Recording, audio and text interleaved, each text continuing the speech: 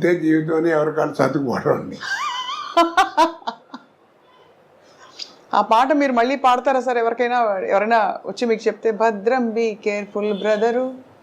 అది ఎప్పుడో పాడామా, మనం పాడామా, శ్రీగారు పాడాడు అవును. అంటే ఆయన గోపాలను అది మీకు తెలియదు. మీకు ముందు పరేశ్రాలతో చేయించారు, అది బాగాలేదని మళ్ళీ నాతో చేయించారు. అదే ఆ పాట సార్, ఆ పాత్ర అదే గొప్ప సీక్రెట్ చెప్పారు సార్. అది అంటే చాలా మంది తెలిసి ఉండొచ్చు కానీ ఏమండి, సాగితే గొప్ప అండి, సాగిపోతే మ్యారేజ్ ఏంటి తలకాయ చెప్పండి. అదే అది సర్దుబాటులో సంసారం ఉంటుంది. అవును. ఇద్దరు పిల్లలు పుట్టిన తర్వాత ఇంకా 4 ఏళ్ళు 5 ఏళ్ళు సంసారం చేసి డైవర్స్ ఏమిటండి?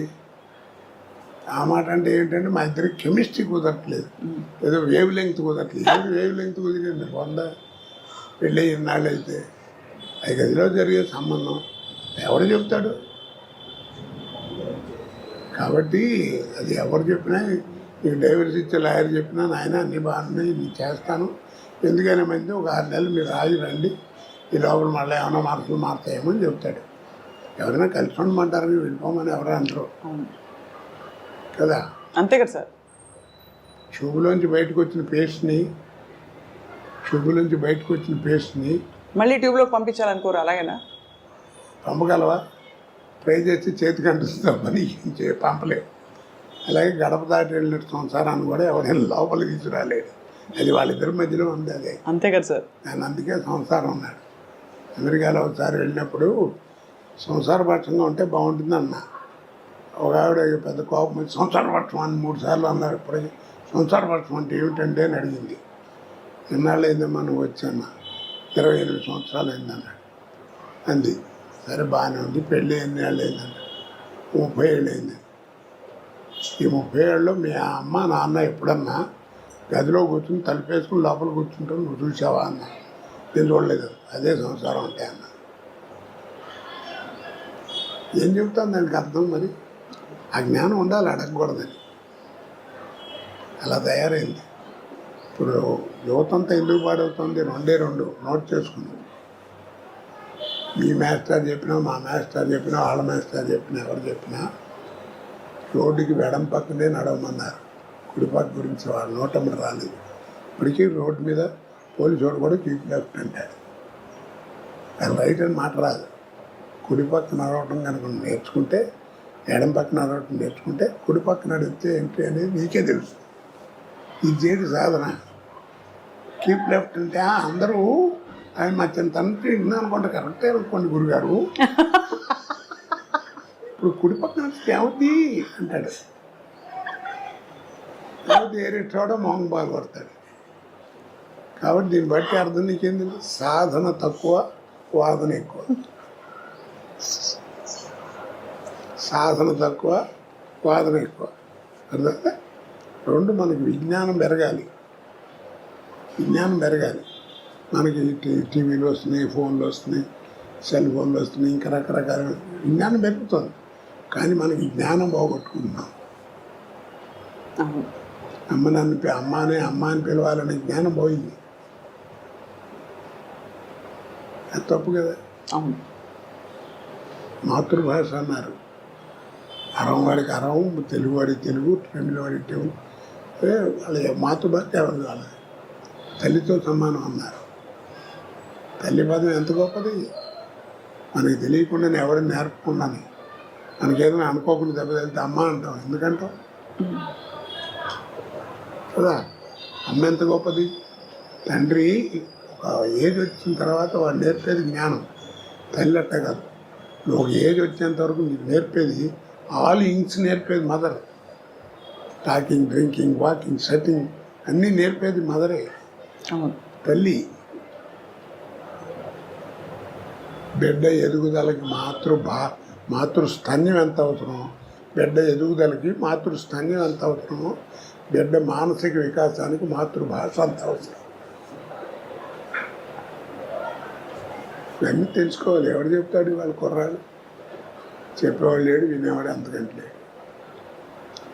అసలు ఎన్ని విషయాలు సార్ మీరు అసలు అలవోకగా మీకు మీరు ఎన్ని సందర్భాలు ఇలాంటివి చెప్పారో తెలియదు కానీ మీకు మీ భాష కానీ మీ ఆలోచన కానీ సార్ నిజంగా ధన్యులం అవుతున్నాం అందరం. అది కూడా మంచి కామెడీతో చెప్తున్నారు అందరికీ అర్థమయ్యేలాగా. దీన్ని చదవాలంటే రామాయణ భారతాలు చదవక్కర్లా. నీ జీవితాన్ని వాడు ఏం మారట్లేదండి, చంపేస్తున్నాడు కుర్రాడు అంటే వదిలేవా, వాడి జీవితం వాడి నేర్పుతున్నాడు అంటారు పెద్దవాళ్ళు కదా. అడే నేర్చుకుంటాడు ఏమనుకోతే. అవసరం మనిషిని అంత పని ఏం చేస్తుంది. సార్ చివరిగా ఒక మాట, మీరు బ్యాంకులో పనిచేశారు కాబట్టి ఈ తరం వాళ్ళకి డబ్బులు ఆదా చేయడం ఎలా? ఎలాగా? అనవసరం ఖర్చులు మానేయడం బెటర్. సింపుల్. దాచుకోవాలా డబ్బులు? అంటే నేను చైనా వెళ్ళాను. వెళ్ళినప్పుడు అప్పుడు చైనా అంటే మనకంటే జనాభా ఎక్కువ, పూర్ కంట్రీ ఉంది కదా. అక్కడికి వెళ్తే పెద్ద స్వర్గంలో ఉంది. నాకు అనుమానం వచ్చి అక్కడ అడిగాను. అడిగితే అక్కడ ఫైనాన్షియల్ కంట్రోల్ అంటే మన ఫైనాన్స్ మినిస్టర్ మేము విన్నది ఇలా అండి, ఇంత మార్పు వచ్చింది, స్వర్గంలా ఉంది, what is the secret behind it అని బోర్డు మీద ఒక సెంటెన్స్ రాశారు.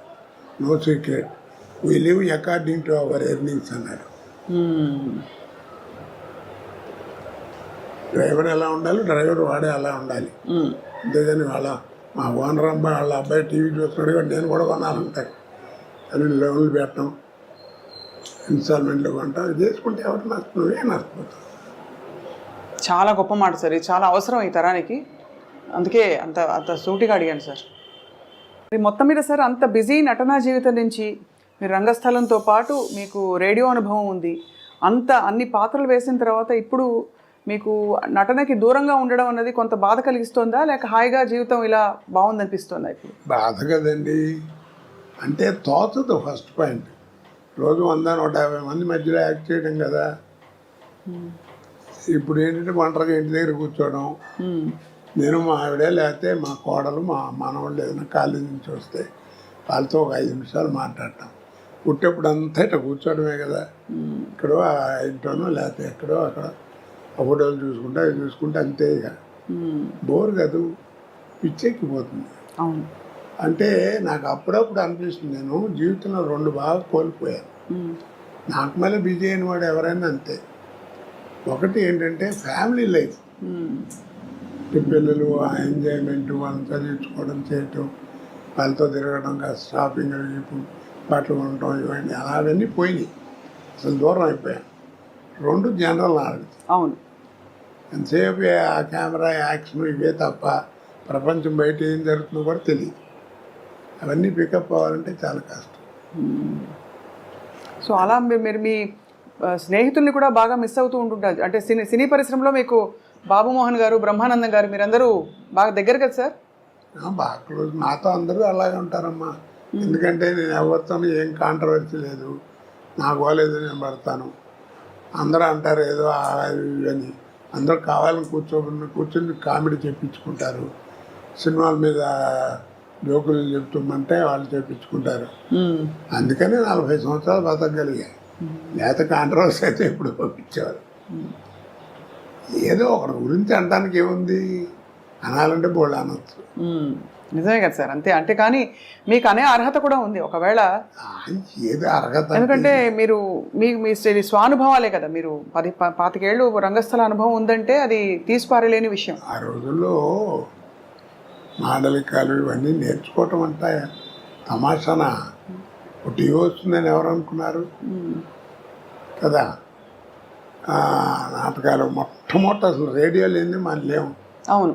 అసలు రేడియో దగ్గర ఏంటంటే వాయిస్ని ఎలా ఉపయోగించుకోవాలి, మైక్ని ఎలా వాడుకోవాలి, ఎక్కడ ఒత్తు, ఎక్కడ కామా, ఎక్కడ ఫుల్ స్టాప్, ఇవన్నీ నేర్చుకుంది రేడియో దగ్గరే కదా. అవును. భాష. కాబట్టి అక్కడ అది పునాది రాయి. తర్వాత ఈరోజు పురోగతికి అదే పునాది రాయి. తర్వాత టీవీ వచ్చేవాడికి ఏమైపోయిందంటే మాకే థ్రిల్, నాకే. ప్రతివాడు ఫీల్ అవుతారు అది నటుడు. ఎందుకంటే నాటకాలు అంటే ఫోటోలు ఉంటాయి, ఇలా పెట్టిన ఒక యాక్షన్ ఫోటో ఉంటుంది, అలా ఉంటే అలా ఉంటుంది స్టడీగా. కానీ మనం నడిస్తే ఎట్లా ఉంటాం, మాట్లాడితే ఎట్లా ఉంటాం, అది ఎవరికి తెలియదు. మొట్టమొదటి నేను ఫీల్ అయింది నా లైఫ్లో, నేను ఎక్స్ప్లెయిన్ చేయలేను థ్రిల్ ఏంటంటే 2 నిమిషాలు గోవింద్ చౌదరి అని టీవీలో ఉండేవాడు, ఆ, ప్రొడ్యూసరు. ఆయన రికార్డ్ చేసి ఫస్ట్ డే పండగ వచ్చింది నాటిక. అదే నాటిక ఫస్ట్ రేడియోలో టీవీలో నా తెలుగు నాటకం ప్రదర్శించబడటం అదే. ఉమ్, ఆ రికార్డ్ చేసి ఇదే ఒకసారి చూసుకోండి వస్తుంది ఇప్పుడు అని చూపిస్తున్నాను చూపించాడు. పెద్ద యాంగ్షస్ ఉమ్, ఏంటంటే నా బొమ్మ ఎప్పుడు వస్తే ఎప్పుడు వస్తుంది ఆహాహా. అంటే మనం నడిస్తే ఎట్లా ఉంటాం, మాట్లాడితే ఎట్లా ఉంటాం, ఎలా చూస్తే అసలు తెలియదు కదా. అవును. చూసుకుంటే ఆ 2 నిమిషాలు అసలు ఇక ఎవరిని చూసేది కళ్ళము నీళ్ళు వచ్చేసింది నాకు. ఉమ్, అదొక అదృష్టం కదా. అవును అవును అవును. ఆ రోజుల్లో అదేది, తర్వాత సినిమా ఇప్పుడు. సో అలా మీరు మరి సినిమా నటన మీకు అలా అమర్నట్టుగా అన్ని క్యారెక్టర్స్ అద్భుతంగా వచ్చి పడ్డాయి. ఒక్కొక్కటి ఒక ఒక రకం, ఒక అన్ని రసాలు, అంటే మధ్య మధ్యలో నవరసాల్లో లేని రసాలు కూడా పండించారు మీరు. అది ఇప్పుడు ఒక మాట చెప్పినా నేను, చెప్పండి సార్. ఆర్ట్ అనేది ఒకటి ఇచ్చేది కాదు, ఒకటి పెట్టేది కాదు. వస్తుందా కొంత అబ్బాయిలు నీకు హ్మ్. శరీరంలో శారీరకంగా అంటారే, నీకు ఒరిజినల్గా వస్తూ ఉండాలి. కోట శ్రీనివాసరావు ఇప్పుడు ఇవన్నీ చూశారు, ఒకసారి దివాయి అన్ని ఫోటోలు. ఇప్పుడు ఇవన్నీ చూస్తే ఏమవుతుంది, మీకు ఆశ్చర్యం వేస్తుంది ఎలా చేశాడు ఏంటి. అవును, చాలా సార్. ఇన్ని పాత్రలు, పద్మశ్రీ దాకా ఇవన్నీ. ఇది దీనికి ఒకటి చక్కగా చెప్తాను. నీకు పెద్ద గుమ్మడికాయ అంత టాలెంట్ ఉంటే కుదరదు, అర్థమైందా? పెద్ద గుమ్మడికాయ అంత టాలెంట్ నా దగ్గర ఉంటే కుదరదు. ఆవగిందంత అదృష్టం కూడా ఉంది. అది అవునవును. ఆ 2 కలిసి వచ్చిన వాడే కోట శ్రీనివాసరావు అంటే. అద్భుతం. నూనె నడుస్తుంది బండి. వృద్ధాప్యం అంటారు కదా, 80 దాటుతున్నాయి, 81 ఇప్పుడు. మరి ఏదో కాళ్ళు నొప్పులు, కళ్ళు నొప్పులు ఏదో అంటుండేవారు కదా, అంటాయి కదా, అది తప్పవు. మా నాన్నగారు డాక్టర్ గారు, ఆయన అదే కంకిపాడు. అయితే మా నాన్నగారి దగ్గరికి ఎవరన్నా వస్తే నీకు ఎన్నేళ్ళు రానేవాడు. 50, 60 వస్తుందండి అని ఆయన చెప్పారనుకో, నీకు వైద్యం ఏ వైద్యం ఏ వ్యాధికైనా చేయొచ్చు కానీ నువ్వు 2తో జాగ్రత్తగా ఉండరా అనేవాడు. ఏమిటారా అంటే, ఒకటి కళ్ళు, 2 కాళ్ళు. ఆ 2 జాగ్రత్తగా ఉంటే నీ పని నువ్వు చేసుకోవచ్చు అని, ఎవరి మీద ఆధారపడకుండా. అవును, అది అలాగా. మీ డైలాగ్ ఒకటి ఎప్పుడు వెంటాడుతుంటుంది సార్, జిస్కే పాస్ పవర్ హోతే హై ఉస్కా రైట్ బి రాంగ్ బి రైట్ హోతా హై. గుర్తుందా సార్ ఈ డైలాగ్? ఏ సినిమాలో? సర్కార్. అది అమితాబ్ బచ్చన్ గారు ఎలాంటి ఆర్టిస్టు, ఎంత గొప్పవాడో మీ అందరికీ తెలిసిన విషయం. నేను చెబితే ఎగతాళిగా కూడా ఉంటుంది. అలాంటి ఆయనతో యాక్ట్ చేయడం అనేది సహజంగా ఎవరికైనా అదృష్టమే. అవును. అయితే ఫస్ట్ డైలాగు రామ్ గోపాల్ వర్మ గారు ఆయన ముఖం మీద ముఖం పెట్టి డైలాగ్ చెప్పి క్లోజ్ పెట్టారు. సరే నేను డైలాగ్ కడక్కని చెప్పించాను, సింగిల్ టేక్ ఓకే అయిపోయింది. రామూజీ అన్నాడు ఆయన, అమిత్జీ అంటూ వచ్చాడు ఆయన. Perfect selection for this character sir, are you from stage అన్నాడు నన్ను.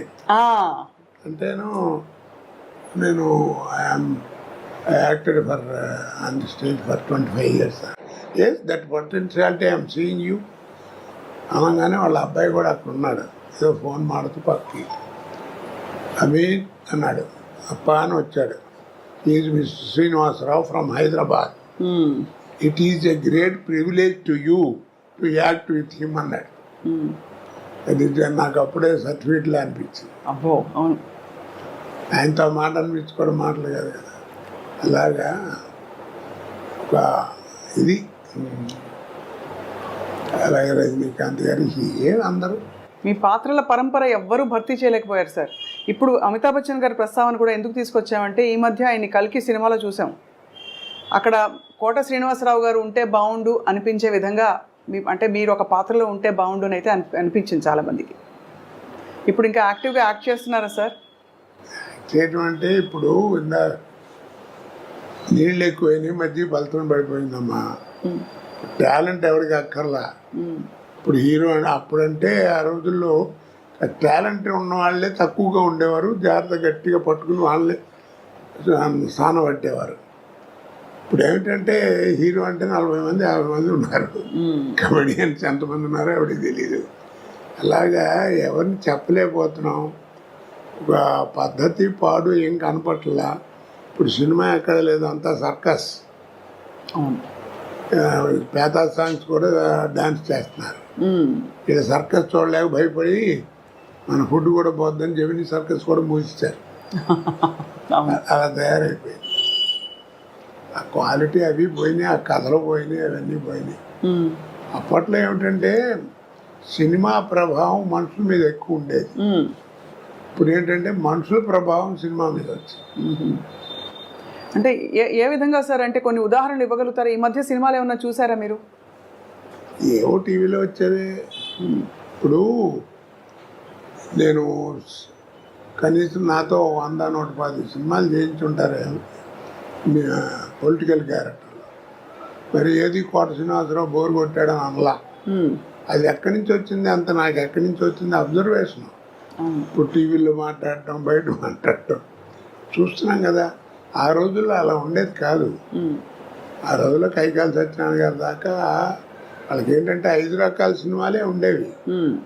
సాంఘికం, పౌరాణికం, జానపదం, చారిత్రాత్మకం, కౌబాయ్. 5 సినిమాలు. ఈ 5 సినిమాల్లోనే ఎవరు నటించినా నటన కూడా అలా ఫిక్స్డ్గా ఉండేది. సపోజ్ మహమ్మదీడు వేషం వేశారనుకోండి, మీకు ఇస్తే మాకు ఇస్తాం, మాకు పెడితే మీకు పెడతాం, అట్లా ఉండేది భాష. పొలిటికల్ లీడర్ చెప్పాలంటే సోదరి మనలారా అలా ఉండేది. పౌరాణిక అలాగా. ఇప్పుడు అలా కాదు కదా. అందుకని అప్పుడు యాక్టింగ్ కానీ ఇవి కానీ రిస్ట్రిక్టెడ్గా ఉండేవి. ఇప్పుడు ఆ రూల్స్ రెగ్యులేషన్స్ ఏం లేవు. ఇప్పుడు అన్నీ అందుకని అబ్జర్వేషన్. ఇప్పుడు బయట ఏ క్యారెక్టర్లు ఎక్కడ దొరుకుతాయని చూస్తుంటాం. మేనరిజమ్స్. అవును. అలాగే ఆ తేడా బాగా వచ్చేసింది. తర్వాత ఇప్పుడు ఏంటంటే సినిమా తీసేవాడికే క్వాలిఫికేషన్ లేదు, డబ్బు ప్రాధాన్యం. కానీ చాలా భారీ భారీ సినిమాలు వస్తున్నాయి కదా సార్. సినిమా ఇప్పుడు నువ్వు సినిమా చూడటానికి వెళ్ళావు, 50 రూపాయలు టికెట్ 200 పెట్టుకుని, నీకు కావాల్సింది ఏంటి? ఎంతలో సినిమా తీశారన్నా సినిమా ఎలా ఉందని ఆలోచిస్తావు. అంతే కదా. అంతే. చూసిన తర్వాత బాగుంటే అరే బాగా ఖర్చు కూడా పెట్టారా, మంచి మంచి సీన్స్ ఉన్నాయి అని అప్పుడు చెప్పుకుంటావు. అంతేగాని సినిమా బాగాలేదనుకో నెగిటివ్గా చెబుతారు. ఎందుకు బోళ్ళు ఖర్చు పెట్టారు, నువ్వు అడ్వర్టైజ్మెంట్ చేస్తే వచ్చాం, ఖర్చు ఏం కనపడుతుంది తప్ప ఏం కనపడతలేదు సినిమాలో అంటారు. అలా ఉంటుంది. మరి మొత్తం మీద సార్ అంత బిజీ నటనా జీవితం నుంచి మీరు రంగస్థలంతో పాటు మీకు రేడియో అనుభవం ఉంది, అన్ని పాత్రలు వేసిన తర్వాత ఇప్పుడు మీకు నటనకి దూరంగా ఉండడం అన్నది కొంత బాధ కలిగిస్తుందా, లేక హాయిగా జీవితం ఇలా బాగుందనిపిస్తుందా? ఇప్పుడు బాధ కదండి. అంటే తోచదు. ఫస్ట్ పాయింట్, రోజు 100-150 మంది మధ్యలో యాక్ట్ చేయడం కదా. ఇప్పుడు ఏంటంటే ఒంటరిగా ఇంటి దగ్గర కూర్చోవడం, నేను మా ఆవిడే లేకపోతే మా కోడలు మా మనవాళ్ళు ఏదైనా కాలేజీ నుంచి వస్తే వాళ్ళతో ఒక 5 నిమిషాలు మాట్లాడటం. పుట్టేప్పుడు అంతా ఇట్లా కూర్చోవడమే కదా. ఇక్కడో ఇంట్లోనో లేకపోతే ఎక్కడో అక్కడ ఫోటోలు చూసుకుంటా అవి చూసుకుంటే అంతే. ఇక బోర్ కాదు, పిచ్చెక్కిపోతుంది. అవును. అంటే నాకు అప్పుడప్పుడు అనిపిస్తుంది, నేను జీవితంలో 2 బాగా కోల్పోయాను. నాకు మళ్ళీ బిజీ అయిన వాడు ఎవరైనా అంతే. ఒకటి ఏంటంటే ఫ్యామిలీ లైఫ్, పిల్లలు ఎంజాయ్మెంట్, వాళ్ళని చదివించుకోవడం, చేయటం, వాళ్ళతో తిరగడం, షాపింగ్, బట్టలు కొనటం, ఇవన్నీ అలాగన్నీ పోయినాయి. అసలు దూరం అయిపోయాను. 2 జనరల్ నాలెడ్జ్. అవును. ఎంతసేపు ఆ కెమెరా యాక్షన్ ఇవే తప్ప ప్రపంచం బయట ఏం జరుగుతుందో కూడా తెలియదు. అవన్నీ పికప్ అవ్వాలంటే చాలా కష్టం. సో అలా మీరు మీ స్నేహితుల్ని కూడా బాగా మిస్ అవుతూ ఉంటుంటారు. అంటే సినీ పరిశ్రమలో మీకు బాబు మోహన్ గారు, బ్రహ్మానందం గారు, మీరందరూ బాగా దగ్గర కదా సార్? బాగా క్లోజ్. నాతో అందరూ అలాగే ఉంటారమ్మా. ఎందుకంటే నేను ఎవరితో ఏం కాంట్రవర్సీ లేదు, నాకు పోలేదు, నేను పడతాను. అందరూ అంటారు ఏదో అని, అందరూ కావాలని కూర్చొని కామెడీ చెప్పించుకుంటారు. సినిమాల మీద జోకులు చెప్తుందంటే వాళ్ళు చెప్పించుకుంటారు. అందుకనే 40 సంవత్సరాలు బతకగలిగాయి. లేకపోతే కాంట్రవర్సీ అయితే ఇప్పుడు పంపించేవారు. ఏదో ఒకటి గురించి అనడానికి ఏముంది, అనాలంటే బోళ్ళు అనొచ్చు.